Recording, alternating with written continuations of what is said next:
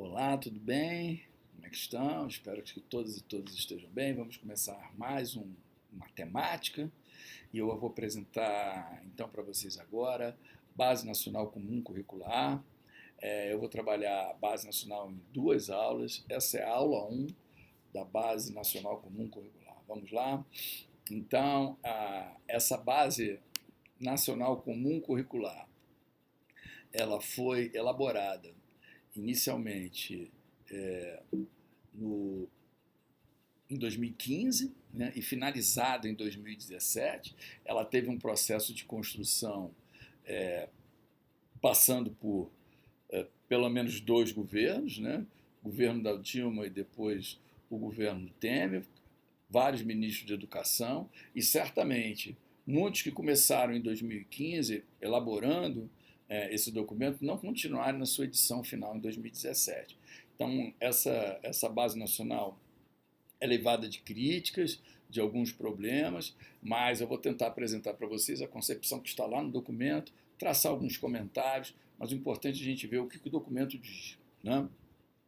A Base Nacional Comum Curricular é um documento de caráter normativo, ou seja, obrigatório, que vai definir o conjunto orgânico e progressivo de aprendizagens essenciais que todos os estudantes devem ter ao longo das etapas e modalidades da educação básica, de modo que tenham assegurados os seus direitos de aprendizagem e desenvolvimento, em conformidade com o que preceitua o Plano Nacional de Educação, a Constituição de 1988 e a Lei de Diretrizes e Bases 9394 de 1996. Ela está orientada, segundo o documento, pelos princípios éticos, políticos e estéticos que visam a formação humana integral e a construção de uma sociedade justa, democrática e inclusiva, fundamentado nas diretrizes curriculares nacionais de educação básica. Então, é um documento que a gente tem que entender que ele é um documento normativo, ou seja, é de caráter obrigatório, né? Então, é o que vai realmente fundamentar a educação básica nacional, né? Vai dar o rumo, vai dar a diretriz. Bom, ela serve então, como a gente está vendo, de referência para a formulação de currículos dos sistemas e das redes escolares, seja no âmbito estadual, federal e municipal, e integra uma política nacional de educação básica e vai contribuir então para o alinhamento de outras políticas, de outras ações no âmbito federal, estadual e municipal, referente à formação de professores, avaliação, elaboração de conteúdos educacionais e aos critérios para a oferta de infraestrutura adequada para o pleno desenvolvimento da educação. Então percebam que o documento tem esse caráter normativo e ele vai regular todas as esferas da educação no país. Ao longo da educação básica, o documento vai apresentar aprendizagens essenciais definidas na Base Nacional Comum Curricular. E ela deve assegurar aos estudantes o desenvolvimento de competências que vão consubstanciar, no âmbito pedagógico, os direitos de aprendizagem e desenvolvimento. Então, a Base Nacional, competência é definida como mobilização de conhecimentos, de habilidades, de valores e atitudes para resolver as demandas complexas da vida cotidiana, do pleno exercício da cidadania e do mundo do trabalho. Ao definir as competências, a BNCC reconhece que a educação deve afirmar valores, estimular ações que contribuam para a transformação da sociedade, tornando essa sociedade mais humana, socialmente mais justa e também voltada para a preservação da natureza. Então percebam que ao definir essas aprendizagens essenciais, e são definidas essas aprendizagens essenciais a partir de 10 competências, né? A LDB integra esse conceito de competência, um conceito retirado lá do PRNU, e competência seria essa mobilização, né? Mobilização de quê? De conhecimentos, de habilidades. Essas habilidades podem ser práticas, cognitivas, socioemocionais e atitudes e valores. Mobilizando isso através dessas 10 competências é que a gente vai conseguir, segundo o documento, né, resolver as demandas complexas da vida cotidiana e do pleno exercício da cidadania e do mundo do trabalho. Percebam que a LDB, pelo menos nesse documento introdutório, ela tem uma pegada crítica, ou pós-crítica, como queiram, porque tem uma perspectiva de transformação da sociedade. Percebam lá a antepenúltima linha, né? Afirmar valores, estimular ações que contribuam para a transformação da sociedade, tornando a sociedade mais humana, socialmente mais justa. Ou seja, pelo menos no documento introdutório, vemos uma pegada, uma perspectiva crítica ou pós-crítica. Vamos continuar, então, o documento. Esse é o documento introdutório. A base comum curricular da educação física também vão pegar essas competências gerais da educação básica e, a partir dessas competências gerais da educação básica, estabelecer as competências da educação física, né? Então, a BNCC da educação física deve se articular com as competências gerais, tematizando prática nas suas diversas formas, por diversos grupos sociais, no decorrer da história, e utiliza um conceito de prática corporal em 3 dimensões fundamentais: movimento corporal como essência, organização interna e produto cultural como lazer. Porém, esse conceito de prática corporal, no documento da educação física, tem um cunho restritivo, né? Prática corporal deve ser uma dimensão muito mais ampla do que 3 dimensões, né? Essas dimensões fundamentais, movimento corporal como essência, organização interna e produto cultural como lazer, já é passível de algumas críticas. A prática corporal tem uma extensão, uma amplitude, uma diversidade maior do que isso. Mas o que a gente tem que focar é que no documento a dimensão da prática corporal se apresenta em 3 aspectos: movimento corporal como essencial, organização interna e produto cultural como lazer. Então ela tem uma concepção um tanto quanto mais diagramada de prática corporal. Lembra também um pouco o conceito de cultura corporal, que aparece lá no coletivo de autores, mas também fala um pouco de cultura corporal do movimento, que é uma referência a uma teoria da educação física, né? Então, não são as mesmas coisas. No documento aparece cultura corporal do movimento como sinônimo. A gente sabe que não é. Mas vocês, vendo BNCC, cultura corporal do movimento, entendam como sendo sinônimo. Na literatura da educação física, a gente percebe que não é. Há bastante diferença, mas vamos atender que no documento, ora aparece cultura corporal, ora aparece cultura corporal do movimento. Cita práticas corporais como um fenômeno cultural, dinâmico, diversificado, pluridimensional, singular e contraditório. Mas, como limita as 3 dimensões, a gente percebe que ficou um pouco falho essa perspectiva que anuncia uma perspectiva, mas na hora de dimensionar, reduz. Mas vamos para frente. Por exemplo, práticas são fora das obrigações laborais, domésticas, higiênicas, religiosas, com propósitos específicos, lembrando o conceito do lúdico. Quando eu falo prática, exemplo, práticas corporais, definido pelo documento, são práticas distintas do trabalho, das obrigações domésticas, higiênicas, religiosas e com propósitos específicos de lazer. Ou seja, lembra muito essas práticas corporais o conceito de lúdico. E as práticas corporais transcendem a questão da ludicidade, né? Anuncia que as bases sempre serão possíveis de modificações e alterações, mas existe o seu caráter normativo e obrigatório. E preditivo, claro, porque ela é uma diretriz, né? Limita os seus possíveis espaços de ressignação, por exemplo, na questão das habilidades essenciais.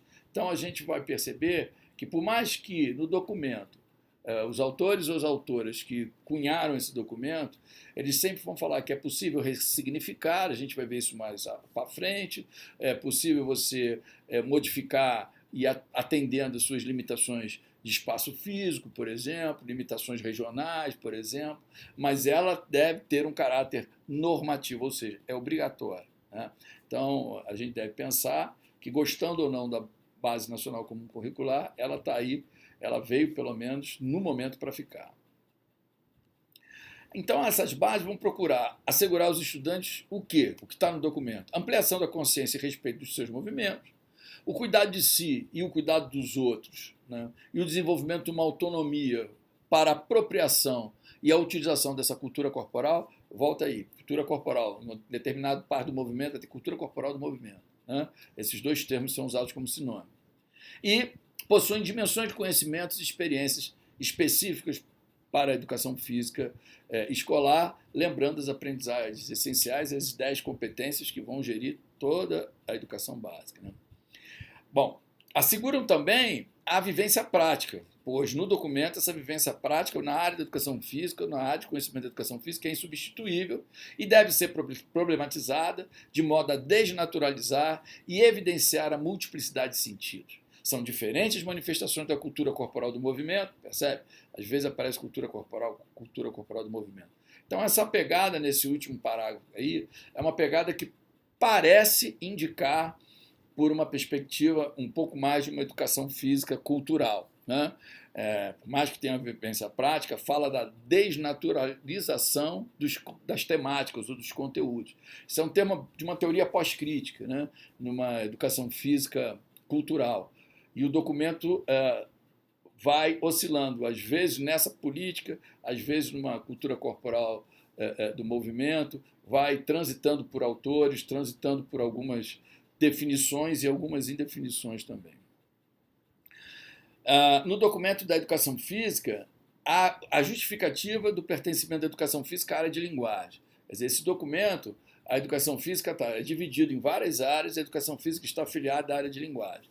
Agora, justifica no documento por quê? Porque são linguagens, as práticas corporais são práticas que pertencem a uma série de linguagens, entendendo a prática corporal como uma linguagem, uma expressão, uma comunicação social, que pode ser gestual, que pode ser não verbal, que pode ser de várias formas, né? A partir daí, definem, né, temáticas. Então, a gente tem um outro termo que também vem de uma concepção pós-crítica, que são unidades temáticas, e não unidades e não conteúdos, né? Há uma diferenciação em trabalhar com conteúdo e unidade temática. Então, o documento assume essa concepção de unidade temática e vão trabalhar, então, competências, unidades temáticas e habilidades. Mais tarde a gente vai ver isso. Mas quais são as unidades temáticas que o documento apresenta? Ou seja, quais seriam as unidades, as subdivisões, esses blocos de temática, né? Cada unidade seria um bloco de temática apresentados para a área da educação física escolar. Primeira unidade temática, brincadeiras e jogos. Não há uma hierarquia sobre ela, né? Só estou apresentando assim, a primeira que eu apresento. Brincadeiras e jogos, com destaque de valorização dos jogos indígenas. Depois tem a unidade temática esporte, nas suas especificações, esporte de marca, de invasão, a gente vai ver bem posteriormente. Ginásticas, tá? Divididas em geral de condicionamento físico e corporal. Danças no Brasil e no mundo e lutas no Brasil e no mundo. Então a gente tem, na BNCC, 5 unidades temáticas que são apresentadas com brincadeiras e jogos, esporte, ginástica, danças e lutas. E depois elas vão apresentar habilidades para cada ano da educação básica. Outra coisa que é importante a gente dizer que a gente está falando basicamente, né, a educação básica é um processo que engloba educação infantil, ensino fundamental e ensino médio. Mas esse documento, que é o documento que está disponível até o momento, né, a gente está falando só dos 9 anos, do primeiro ao 9º ano do ensino fundamental, né, que é o documento que está disponível. Surgindo outro, né, educação infantil é um documento que é para orientar as professores regentes da educação infantil, e o ensino médio, o documento apresenta, com a reformulação do ensino médio, umas dimensões que a gente não dá para caracterizar como sendo específico da educação física. Então, a gente tem na base uma orientação do ensino fundamental, do 1º ao 9º ano. Vamos para frente. Então, brincadeiras e jogos, né? A mesma coisa de brincadeiras de jogos pode ser denominada também de brincadeiras populares ou jogos populares, né?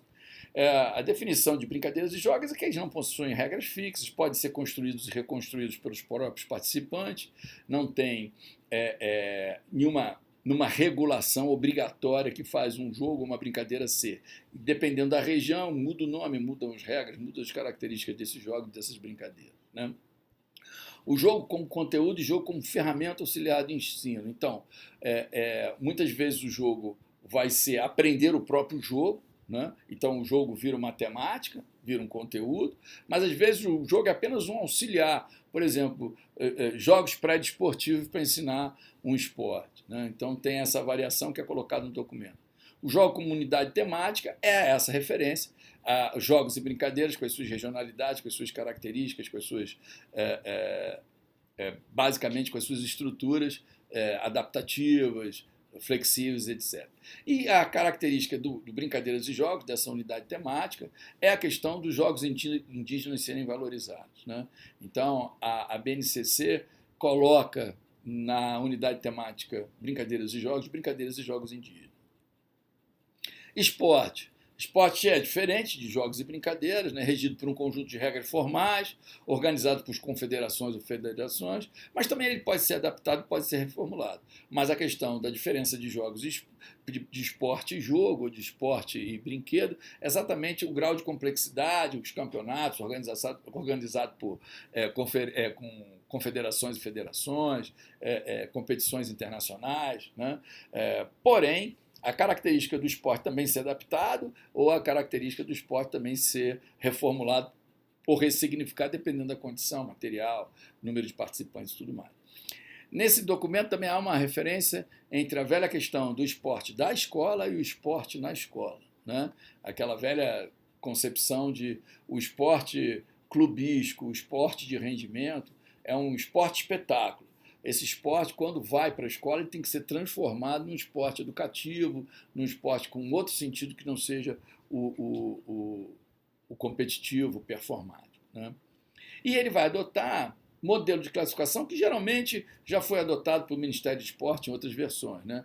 Que é aquelas classificações que já tem algum tempo apresentado na área, né? Esporte de marca, que compara resultados através de medições mais precisas, metros, segundos, como ciclismo, provas de atletismo, entre outros. Esporte de precisão, né, como a bocha, o tiro ao arco esportivo, o voo, tem um alvo a ser acertado.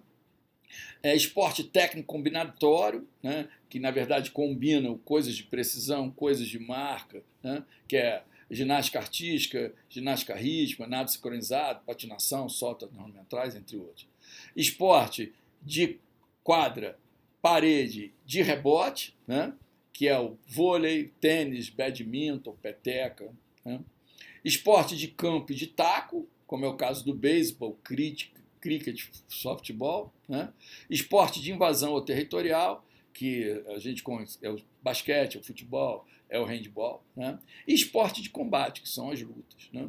É interessante a gente perceber que esse esporte de combate e as lutas, em determinado momento, eles são oferecidos no mesmo ano, no oitavo e nono ano, como se houvesse diferença entre esporte de combate e luta. Não há. Esporte de combate e luta, eles se sobrepõem no oitavo e nono ano, a gente vai ver isso mais tarde.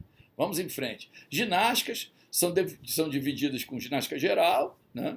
Que é aquela ginástica mais amplamente conhecida. Ginástica de condicionamento físico, é uma ginástica para treinamento, né?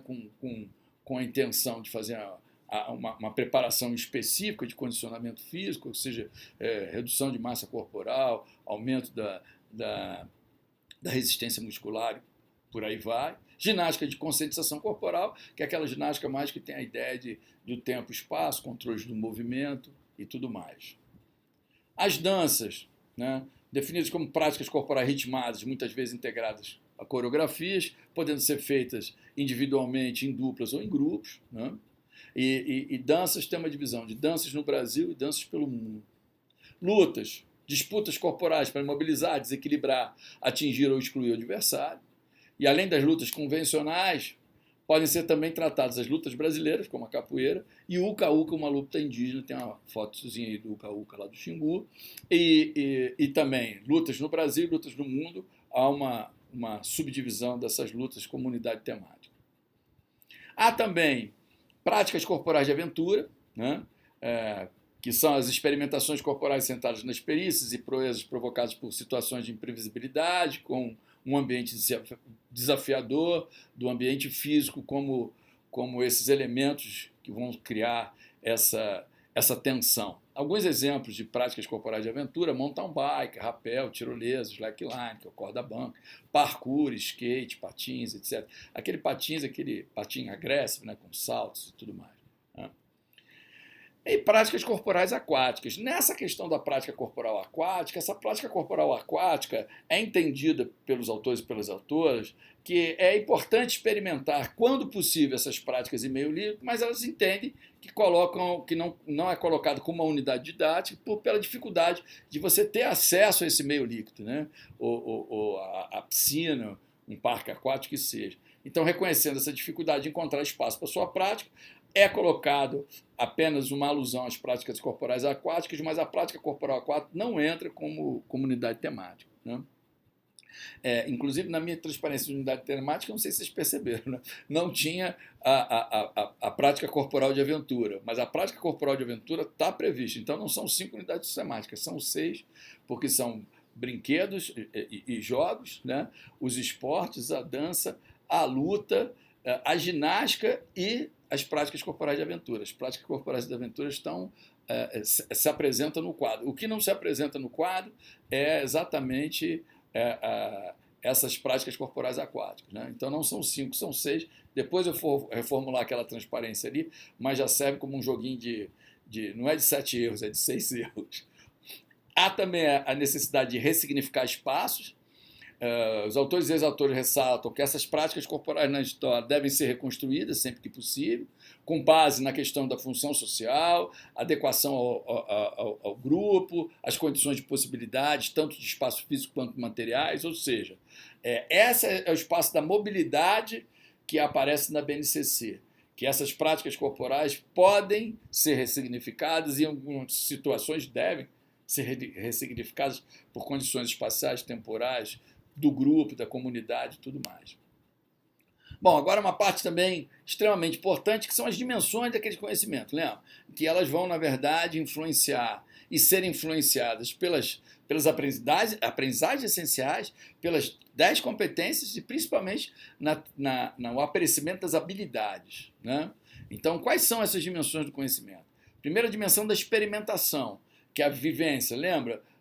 Aquela questão da prática corporal ter uma dimensão como prática essencial, né? O movimento como prática essencial. Então, a experimentação é essa vivência dessa prática.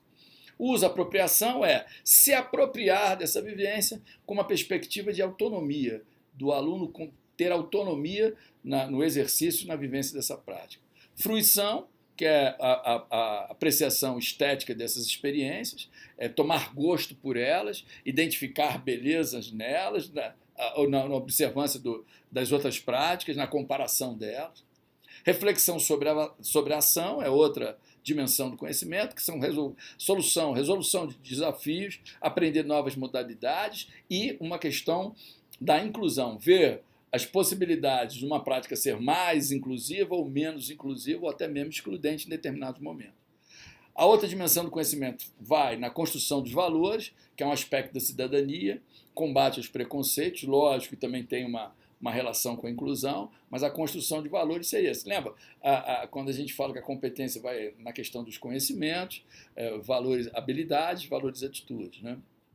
Análise faz referência à dimensão conceitual, né? Ou seja, quando entrar em contato com essas unidades temáticas, ver as teorizações que acompanham essa unidade temática, as teorias que vão ser desenvolvidas nela, sociológicas, antropológicas, até mesmo filosóficas, as questões também que envolvem questões biomecânicas, do movimento e todos esses aspectos de teorização dessas práticas corporais. A compreensão também relacionado à dimensão conceitual, mas a compreensão vai pegar essa dimensão conceitual e focalizar mais na questão crítica social, né? Então, a análise e a compreensão, a análise vai tomar conta dessas teorias sobre a prática corporal e a compreensão seria essas teorias, mas com foco numa crítica social. Por exemplo, a questão do esporte, seja de marca, seja de invasão, e a sua relação com o merchandising, com a exploração do atleta, com a questão da esportivização precoce, com a questão do mundo do espetáculo, isso tudo fazendo alusão a uma compreensão do esporte numa crítica social, ou seja, como é que esse esporte tensiona, como é que ele se apresenta numa sociedade capitalista, por exemplo, né? E a dimensão do conhecimento que vai trabalhar na linha do protagonismo comunitário, ou seja, que vai visar a democratização dessas práticas. Ver se essas práticas têm essas concepções, se elas, por exemplo, têm facilidade de serem praticadas naquela comunidade, se elas têm boa receptividade, se ela agrega um grupo grande e se ela tem outros aspectos que podem envolver essa questão com a comunidade, com a democratização e viabilização dessas práticas. Bom, é importante entender essas dimensões de conhecimento, Isso é um tópico bastante interessante para virar pergunta, né? Então não esqueça, experimentação, uso, apropriação, fruição, reflexão sobre ação, construção de valores, análise, compreensão e protagonismo, entendendo cada dimensão que quer dizer, beleza? Bom, agora, desculpe a letra menor, mas para a gente ter quadros, são 10 competências gerais da educação básica. E eu botei um slide com 5, mas se a gente ficasse dividindo muito, a gente perderia. E eu fiz a seguinte análise. Eu botei em vermelho as competências que eu achei que estavam lá, competências gerais da educação básica, mas não se refletiu nas competências da educação física. Por isso que eu botei o vermelhinho aí no 1, no 2 e no 5. Vou ler todas elas para vocês. Essas é a competência geral da educação básica. Não é da educação física, mas a educação física tem que se basear nelas, ok? Valorizar e utilizar os conhecimentos historicamente construídos sobre o mundo físico, social, cultural e digital para entender e explicar a realidade, continuar aprendendo e colaborar para a construção de uma sociedade justa, democrática e inclusiva. Isso a gente veio lá na introdução do documento. Segunda competência, exercitar a curiosidade intelectual e recorrer à abordagem própria das ciências, incluindo a investigação, a reflexão, a análise crítica, a imaginação e a criatividade, para investigar causas, elaborar e testar hipóteses, formular e resolver problemas e criar soluções, inclusive tecnológicas, com base nos conhecimentos das diferentes áreas. 3. Valorizar e fruir as diferenças de manifestações artísticas e culturais, das locais às mundiais, e também participar de práticas diversificadas na produção artística e cultural. Essa eu achei que a gente tem reverberação na educação física. A 4 também. Né? Utilizar diferentes linguagens, verbal, pode ser oral, visual, motora, como Libras, escrita, corporal, visual, sonora e digital, bem como o conhecimento das linguagens artística, matemática e científica, para se expressar e partilhar informações, experiências, ideias e sentimentos em diferentes contextos e produzir sentidos que levam ao entendimento mútuo. Essa também achei que tem se espelha lá da educação física. 5. Essa não. Compreender, utilizar e criar tecnologias digitais de informação e comunicação de forma crítica, significativa, reflexiva e ética nas diversas práticas sociais, incluindo as escolares, para se comunicar, acessar e disseminar informações, produzir conhecimentos, resolver problemas e exercer protagonismo e autoria na vida pessoal e coletiva. São as 5, tem mais 5. A 6ª, e essas, veja bem, o que está em vermelho volta a repetir, eu acho que não se espelha lá, depois a gente faz esse checklist. Valorizar a diversidade de saberes e vivências culturais e apropriar-se de conhecimentos e experiências que lhe possam entender as relações que lhe possibilitem entender as relações próprias do mundo do trabalho e fazer escolhas alinhadas ao exercício da cidadania e o seu próprio projeto de vida com liberdade, autonomia, consciência crítica e responsabilidade. Percebe que é uma competência num viés bem crítico, né? E eu não vejo isso respaldado na educação física. 7ª, outra que eu botei em vermelho. Argumentar com base em fatos, dados, informações confiáveis para formular, negociar e defender ideias, pontos de vista, decisões comuns que respeitem e promovam os direitos humanos, a consciência socioambiental e o consumo responsável no âmbito local, regional e global, com um posicionamento ético em relação ao cuidado de si mesmo, dos outros e do planeta. 8ª competência, conhecer-se, apreciar-se, cuidar-se da sua saúde física e emocional, compreendendo-se na diversidade humana, reconhecendo suas emoções e a dos outros, com autocrítica e capacidade para lidar com elas. Essa, eu acho que a gente tem lá o espelhamento dela. A 9ª, exercitar a empatia, o diálogo, a resolução de conflitos e a cooperação, fazendo-se respeitar e promovendo o respeito ao outro e aos direitos humanos, com acolhimento e valorização da diversidade de indivíduos e de grupos sociais, seus saberes, identidades culturais e potencialidades, sem preconceitos de qualquer natureza. A 10ª, que eu botei em vermelho porque eu acho que não tem esse espelhamento. Agir pessoal e coletivamente com autonomia, responsabilidade, flexibilidade, resiliência e determinação, tomando decisões com base em princípios éticos, democráticos, inclusivos, sustentáveis e solidários. Bom, volto a dizer, são 10 competências da educação básica como um todo. Vamos ver as 10 competências da educação física para o ensino fundamental.